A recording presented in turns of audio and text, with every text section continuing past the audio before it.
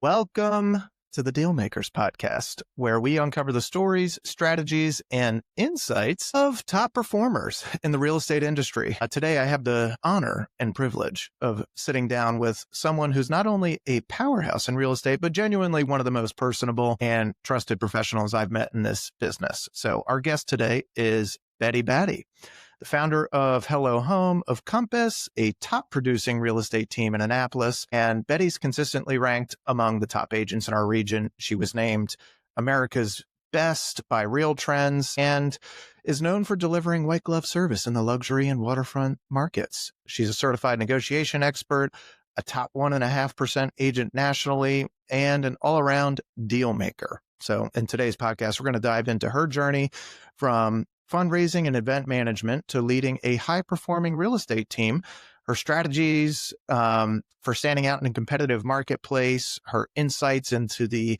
Maryland luxury and waterfront scene, and of course, some fun rapid-fire questions at the end. So, Betty, welcome. Thanks. So, Betty, your path into real estate is pretty fascinating, and I've found over doing this career for a dozen plus years, everybody comes from somewhere, so they all have a different background before they get into real estate. You had a successful career in nonprofit fundraising and event management before making the jump into real estate. What made you take that leap? It was something I was always kind of intrigued by. My mom did it for a very short period of time when I was a kid and did not last long in it, like many maybe smart people do. And I was always intrigued by it, but I never knew if I was willing to take the jump into the real estate industry and not have that paycheck.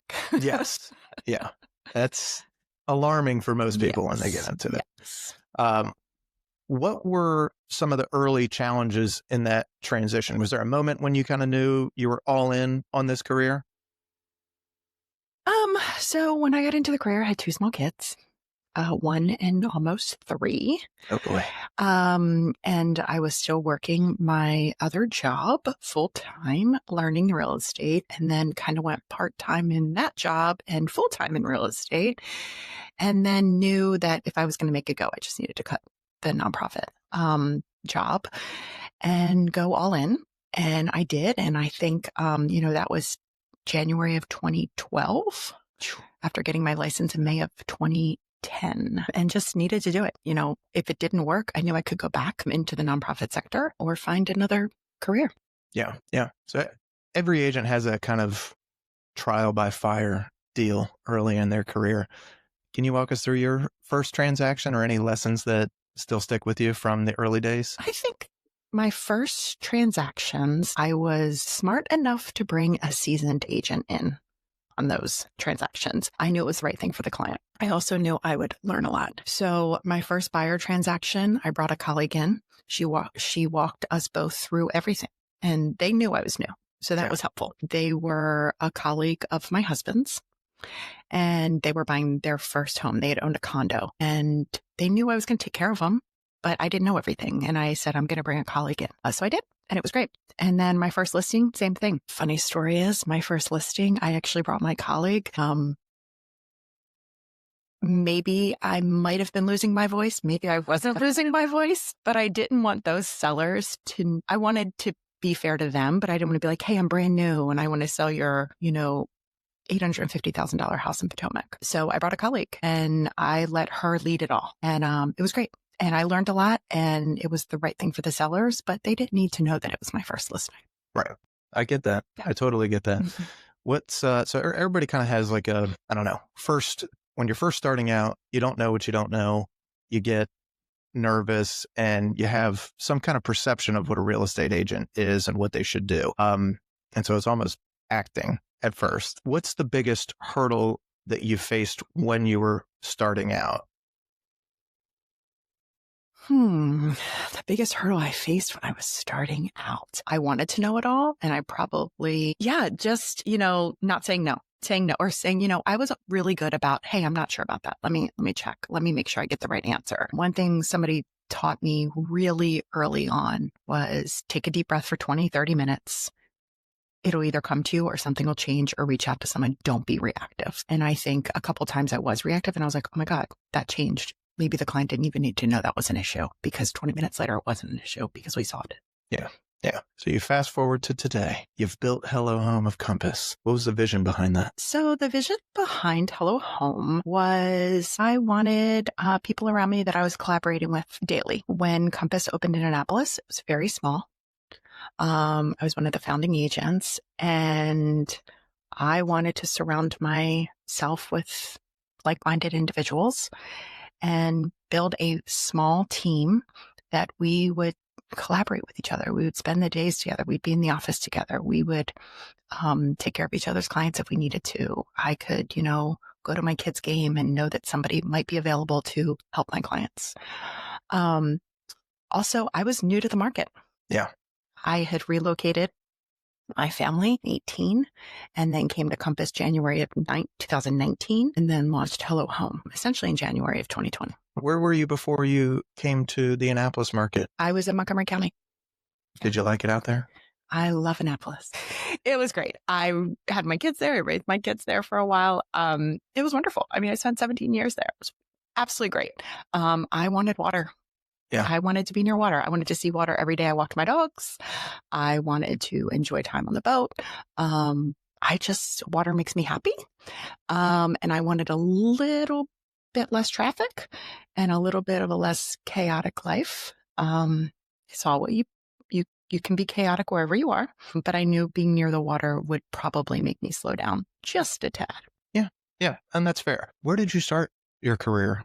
Was it at Compass or was it somewhere else first? I started my career at Coldwell Banker in Bethesda. Okay. Nice. So Compass is known for being kind of a tech forward approach to real estate. What made you transition to Compass and how has that helped you scale or refine your business?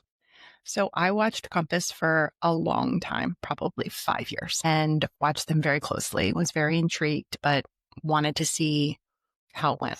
I had a lot of friends transitioning to Compass.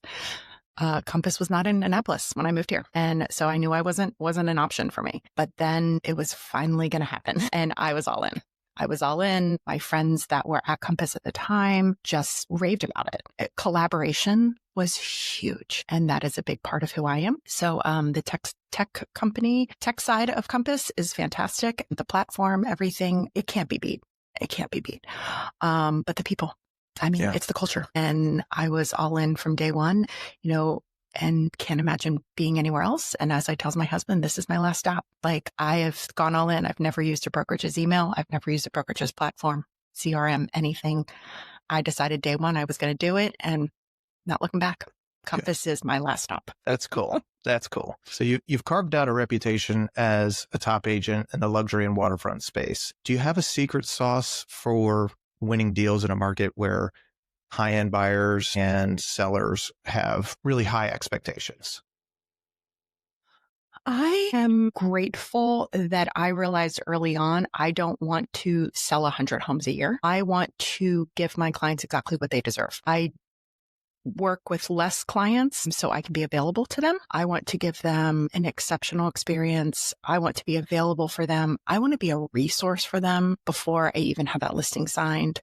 I'm not going to say, I'm not giving you my contractors, unless you sign here on the dotted line. I want to be a resource. I want to be their real estate advisor for life. And I want them to feel that before we even go over the paperwork. So I think for me, it's just that I am not going to sell every home that comes to me, and that I want to make sure that I have the time for the clients that I'm taking on. And that's a good way to do it. I think there's a lot of, perception in real estate that you got to outwork everybody. You got to get every single listing. You got to get every single buyer. But if you do that, you run yourself ragged, and it helps to have a team. But if you're not the best version of yourself, then you can't possibly be the best resource for your clients. I learned that early. I didn't learn that early on, right? Like, I've sold 50 homes a year. That's not of interest to me. And that's a lot of people want to do that. And they have a lot of staff and they want to do that. That's not what I'm interested in. So I have a sophomore and a junior in high school, and they've got a few more years and then they're going to fly, right? I'm launching them. And I don't want to miss that time. I missed it when they were younger. I'll be the first to admit there's a lot of things I missed. And I was there, but I wasn't present. Yeah. I'm in the throes of that right now. So I feel that. luxury and waterfront, especially around us here in the kind of Chesapeake region, it's a unique niche. What trends are you seeing in the space right now? People want lifestyle. So I would say that, people are willing to stretch for the house they want in the location they want. Location is really important to a lot of people. The home, they can make it what they want. If it's done, they're willing to pay a lot of money for it. If it's done the way they want it done. But lifestyle, they want the water. They don't necessarily want to get to have a boat. But they want the great water view, and they want the great kitchen. They want to be able to entertain. And we're still seeing a lot of buyers from outside of Annapolis.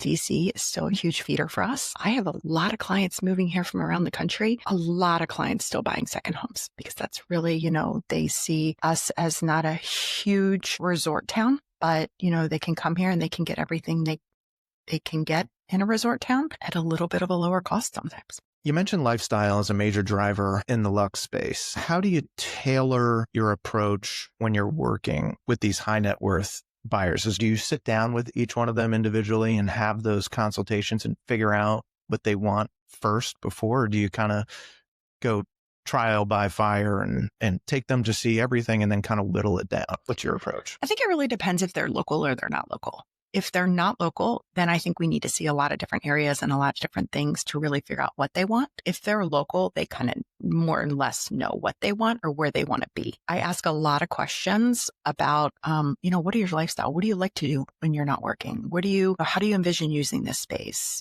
Who's going to come visit you? Where do you want to go? What activities do you enjoy? Do you want to be near trails? How important is it that you have deep water and a dock? I think really spending the time to get to know them early on before we even go out and start searching. But then as soon as we go out and start searching, really, really make sure that I, carve out enough time for them, especially those first couple times we're out, to get to know them and spend the time of just listening to what they really, really want. Yeah. Yeah. And asking the questions. It's not like, this is what you want to buy and this is your budget. Really, where is your family visiting from? How far away are your kids? Okay, if you're in Severna Park, you're going to be 30 minutes from them in the city. But if you're in Edgewater, you might be closer to an hour. Right. And if you're going to want to see your first grandbaby who's living in Locust Point, but you want to be on the water, then Severna Park's probably your water. Yeah. And then really ask, because they don't know that. They have no idea how long it might take them to get there. We just want to be on the water. Okay, well, but where are you going to spend your time? Do you want to, what is your goal for being on the water? Are you going to be home all the time? Then maybe it doesn't matter. But if you're going to be commuting, you're going to be visiting family, do you need to be closer to the airports? How often are you traveling to the airports? Is it this side of the Bay Bridge or is it the other side of the Bay Bridge? And it was shut down the other day for 2 hours for wind. No, I know. And then you have sometimes I run into this a lot, and I don't know if you do as well, but you have conflicting, not necessarily motives, but wants and needs from, a husband and wife or the people that are buying the house. How do you combat that, or how do you tackle that? I think the more properties we see, they tend to realize then what they kind of want. And sometimes I'm sleep on it. Yeah. Really think about this. Unless we really need to write that offer today and it's due and there's multiples, sleep on it. And then tomorrow morning, you both are going to, either be on the same page or you're not. And if you're not, that's okay. There's going to be one where you're going to be on the same page. Hopefully, maybe not, but I think it doesn't happen that often. I think hopefully when they're at the point where they're looking for that luxury, they're looking for that waterfront, they've kind of decided that what they want. But I have plenty of clients right now that are not on the same page. They haven't found the one. Yeah. They haven't found it. I mentioned buyers relocating from across the country. What do you think draws them to Maryland and specifically our area? And, how's your approach handling long distance transactions? Because that can be a little challenging. I think a lot of people come back for the Naval Academy.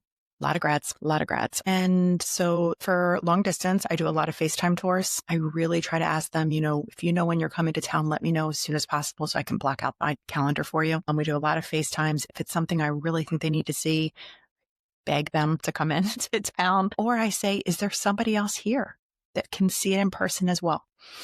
Whether it's a friend, a kid, an adult child, somebody to really see it. And I do a lot of, it's those, not just the simple tours. It's, really taking somebody with me so they can see maybe the basement's not that tall.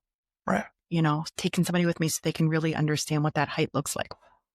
And the outdoor space, doing a lot of tours of outside as well, especially if it's downtown Annapolis. But I think just, Zooms, FaceTime, not just emails and phone calls, really getting face-to-face virtually with them helps a lot. Well, you've done a really good job of creating a good referral pipeline with both your past clients and agents across the country. And I think a lot of agents struggle with getting referrals. And, I'd love to hear what your approach is to kind of maintaining strong client relationships and maintaining that agent network across the country. I love on my clients and I love on the agents that refer me. I naturally just keep in touch with people. If I think about them, I reach out. Agents, I network and collaborate with agents around the country a lot. I go to events, whether it's the Compass Retreat or different smaller events. I used to do 6 a.m.ers, which is a 6 a.m., call that used to happen a couple of days a week. I'm no longer doing that. I've moved into some other groups. Just being available, being on screen, getting to know them at retreats, going to events, meeting people around the country, following up, sharing. If I've created something great or if I've had a great event, telling them about it and say, guys, go replicate this event. It was awesome. Here's my playbook. Go do it. That's really cool. And I just think collaboration within Compass is huge. And I've taken advantage of that because I enjoy collaborating with like-minded people. That's really cool because we're not necessarily in a business that is keen on sharing success stories. Yeah. Everybody's very competitive. And, even though there's how many licensees are there across the country? A million 5 or something like that. The 10% of the agents are doing 90% of the business. And you have carved out a damn good niche. And, it's nice to hear the collaboration because it's just rare. It's rare. And I don't understand why. I think it's a scarcity mindset. It's a scarcity mindset and it's so competitive. I just feel like if I have an idea or I want to share something, I don't want somebody else to spend the time to recreate something and I just enjoy working off referral. Yeah. I mean, if a colleague in DC or a colleague in Northern Virginia or California, Texas, here's something I'd rather help their friend that's moving here than a random stranger that calls me. I don't do the cold lead, that stuff. I don't go after them. I never have. I just work on referral. I find that it makes me happy. Well, it makes me happy. Plus you have that built-in kind of trust and relationship already because you're getting recommended by somebody else that they know and love and trust. So it's just like clients, right? Yeah. I mean, they're recommending you. You're a client for life. Once you're my client, I'm going to help you. I mean, I had, somebody call me the other day, just about, hey, we bought this home a year and a half ago with the builder and he's saying this and let me jump in and help you. Somebody that is tearing down a house we just built and rebuilding. And they're like, the lights don't seem right. I mean, call me.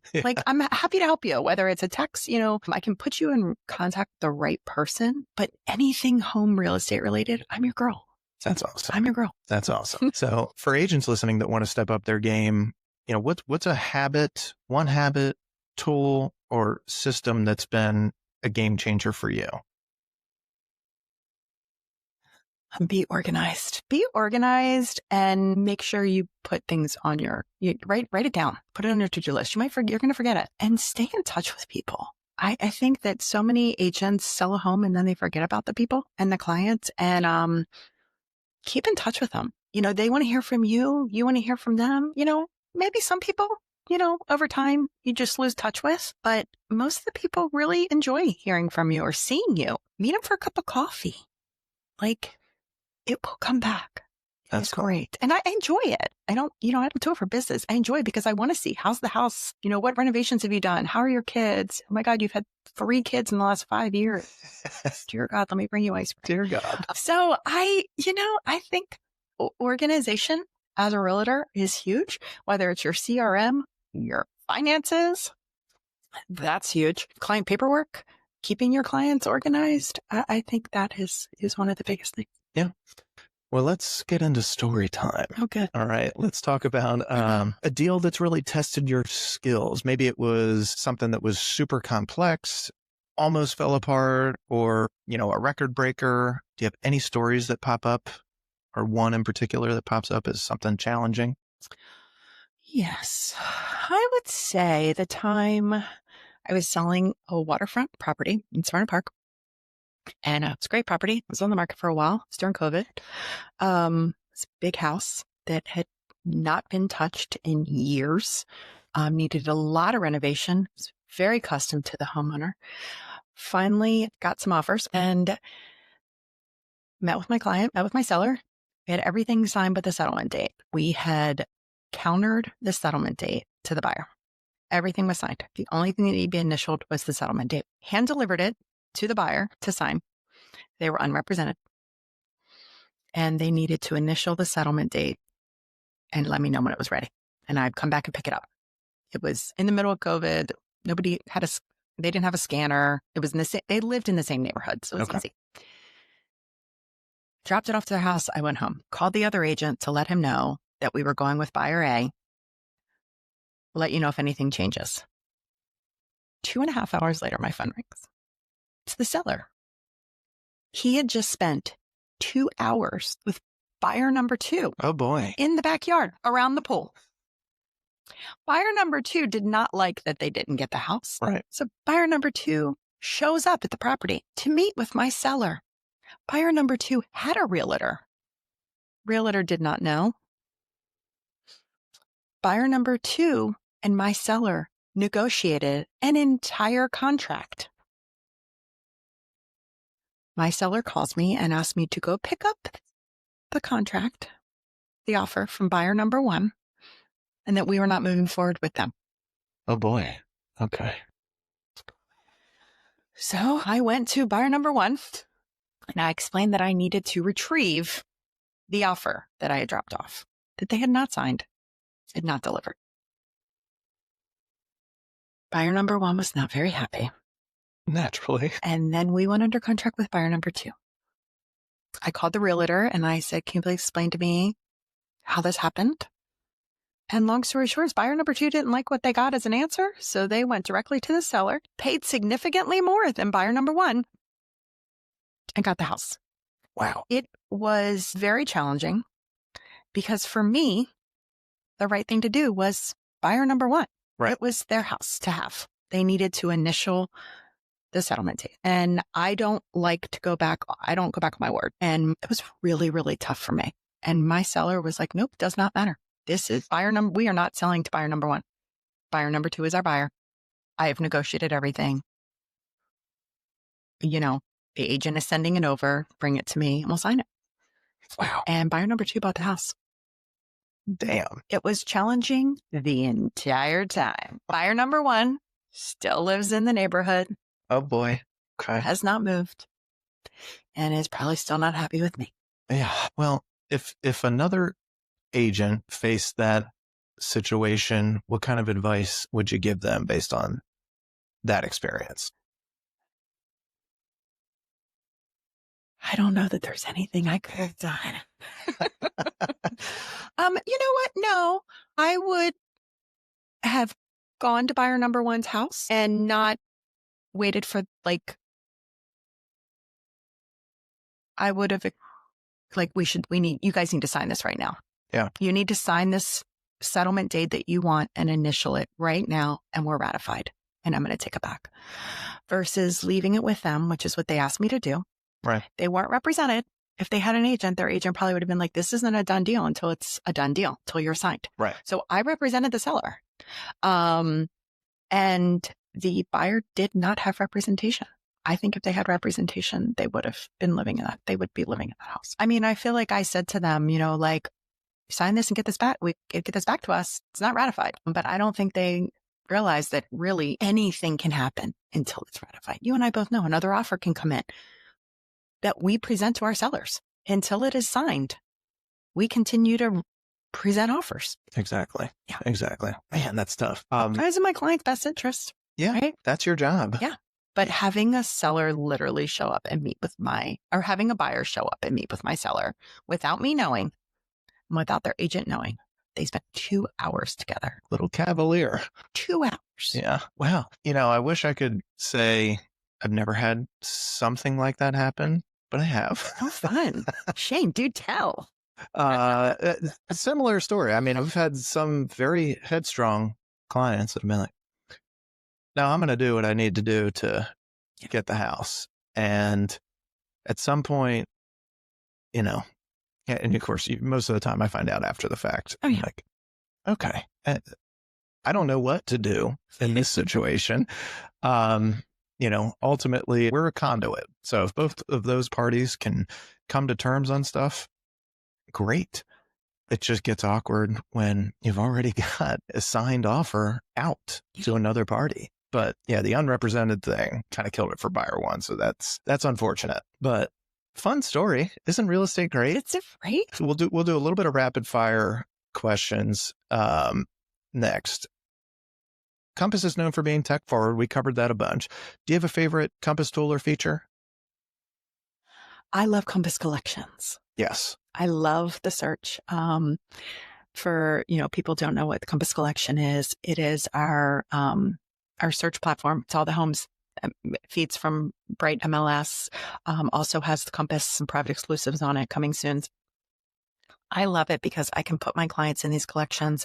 We can each comment on it. They can request a tour. I can plan tours that way. It is visually pleasing. Yes. And it allows me to, see current photos, see old photos from old listings, street views, maps. It's all there. And it's such a great tool for my clients to be able to communicate with me quickly and easily. And it's truly visually pleasing, which is totally my favorite. There you go. What's the most unusual or extravagant request that you've ever received from a client? My client's house was on fire and they called me before they called the fire. Oh, God. Yeah, okay. Before 911, they called me.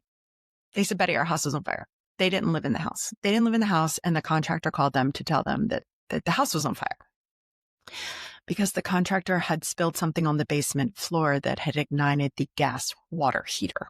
Holy and that hell. The beams in the basement were on fire. Oh, my God. The clients called me before they called 911. I'm pretty sure that's the best call I've ever gotten. I went to the house, firefight. I called 911, by the way, on my way there. And I got there and the fire department kept going, they called you before they called us. Like, yes, they did. Yes. They did. Well, I'm their girl. I am their girl. They called me. Yeah. I mean, my dad's a firefighter. My brother's a firefighter. I'm not a firefighter. No. I'm just the real estate advisor. Yeah. That's fun. Craziest showing or open house story? Craziest showing or open house story?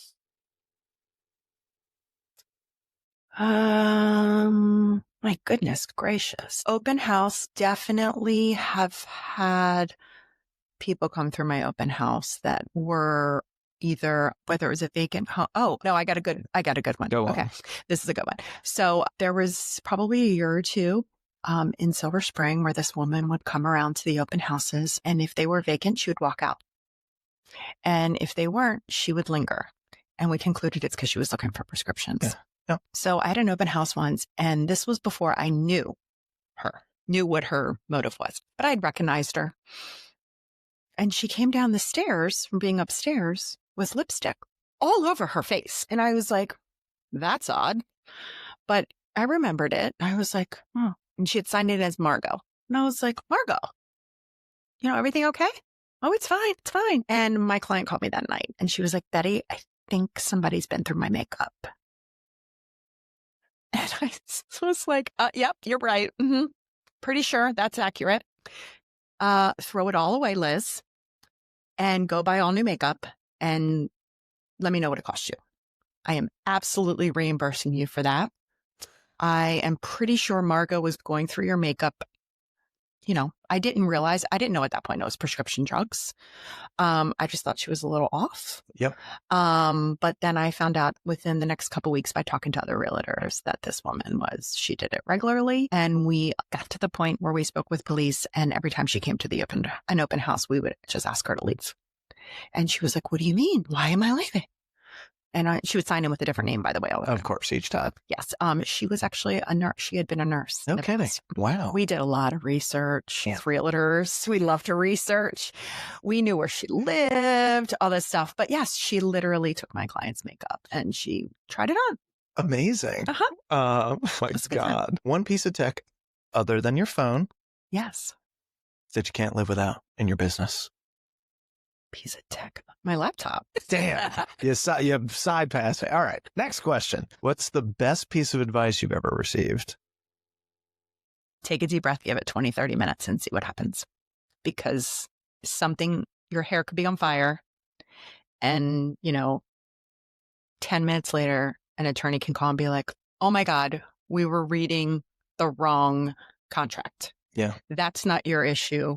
That's somebody else's. And if I had called my client and sent him, completely derailed something for no reason. If you weren't in real estate, what would you be doing? Financial literacy for young adults. Really? Yes. My, tell me more. There's so many things I'd love to do, but financial literacy, just don't feel like youth and young adults early teens understand budgeting, cash management, putting away for retirement, paying off debt. Yeah. They don't understand it. Sometimes they learn about some of it young and they don't get it. And they don't know what's out there. Financial literacy. It's huge. And not just young adults. Well, we got plenty of old adults. I mean, it's and older folks. I mean, truly, people in there, they're close to retirement or they are retired and and it can be that they think they can't spend money. And I read a book once, Die with Nothing. Yes. Die with Zero. Die with Zero. And you know what? Enjoy your money. My wife is listening to this podcast. She'll have a fucking heart attack. She loves that book. My husband might too. So Die with Zero. Enjoy your money. Save early on, but enjoy your money. Take the trip. Buy the house. If it makes sense financially, you're not taking the money with you. You're not. You're not taking the money with you. Do your best to make sure you have the money. Spend what you have, but you're not taking it with you. My kids, I hope, aren't expecting me to leave them with a bunch of money. I think they'd rather take that trip with me. I hope, or splurge every once in a while. Yeah. One book, podcast, or resource every dealmaker should check out. I mean, House Cats, right? Besides the obvious. Let's see. I mean, Mel Robbins, who doesn't love her podcast? Oh my gosh, I love podcasts. So I listen to a lot of them. I don't know where I would start with that. Books. Unreasonable Hospitality. Okay. Great book. Anybody in the service industry should read it. It is a great book. Or listen to it. Okay. Audible. Love it. It's awesome. Love it.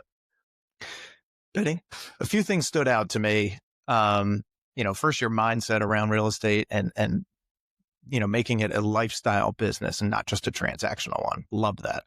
Your expertise in negotiating and how you kind of approach that luxury market. Awesome. I think there's a lot of takeaways there. And you've built a strong referral-based business, which I think is the ultimate sign of trust in an industry that needs it more than ever. So for listeners that want to connect with you, where's the best place to reach you? HelloHome.com at Compass. Awesome. Do you have any socials that you want to shout out to? You can find me on Hello Home of Compass on Instagram, Facebook, and I'm Batty at Batty.Batty@Compass.com. Hell yeah. Betty Batty. Let's go, baby. You can Google me. Let's go. All right. So, if you love this episode, don't forget to subscribe, share it with someone who could use these insights. And if you're looking for a top tier agent in Maryland that's not me, Batty and her team, they're a phenomenal option. So give them a call. Thanks, Shane. It was great. You're welcome. Thank you.